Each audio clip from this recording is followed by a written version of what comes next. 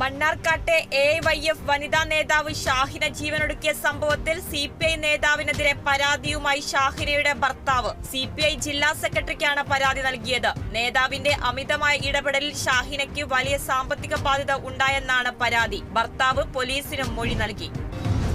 കണ്ണൂർ പാറാട് ചുഴലിക്കാറ്റിൽ തെങ്ങു കടപുഴകി വീണ് വൻ നാശനഷ്ടം. ഒന്തംപുറത്ത് വിനോദ് കുമാറിന്റെ വീടിന് മുകളിലാണ് തെങ്ങ് കടപുഴകി വീണത്.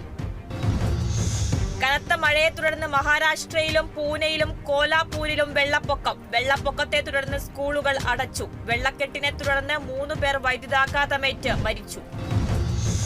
തിരുവനന്തപുരം കാട്ടാക്കടയിൽ ന്യൂമോണിയ ബാധിച്ച് ചികിത്സയിലായിരുന്ന 45-കാരൻ മരിച്ചു. കുറ്റിച്ചൽ സ്വദേശി ഷൈജുവാണ് മരിച്ചത്. കാട്ടാക്കട സ്വകാര്യ ആശുപത്രിയിൽ ചികിത്സയിരിക്കെയാണ് മരണം. സന്തോഷ് വർക്കിക്ക് പാലാരിവട്ടം പോലീസിന്റെ താക്കീത്. നടപടി സിനിമാ റിവ്യൂവിന്റെ പേരിൽ അശ്ലീല പ്രയോഗങ്ങൾ നടത്തുന്നുവെന്ന പരാതിയിൽ. കണ്ണൂർ കൂത്തുപറമ്പ് പുതിയാണ്ടി ഫാത്തിമ നിര്യാതയായി. അന്തരിച്ചത് പാനൂർ നഗരസഭ കൗൺസിലർ സീനത്തിന്റെ മാതാവ്.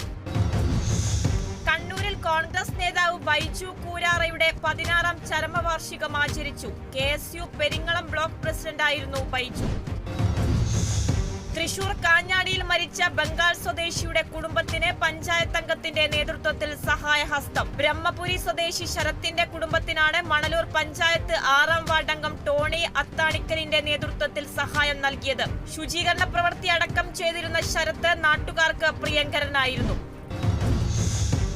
കണ്ണൂർ കടവത്തൂരിൽ സൗജന്യ ഓർത്തോപീഡിയാട്രിക് ക്യാമ്പ് സംഘടിപ്പിച്ചു. ക്യാമ്പ് മൈത്രി സ്പെഷ്യൽ സ്കൂളിന്റെയും ബേബി മെമ്മോറിയൽ ആശുപത്രിയുടെയും സംയുക്താഭിമുഖ്യത്തിൽ.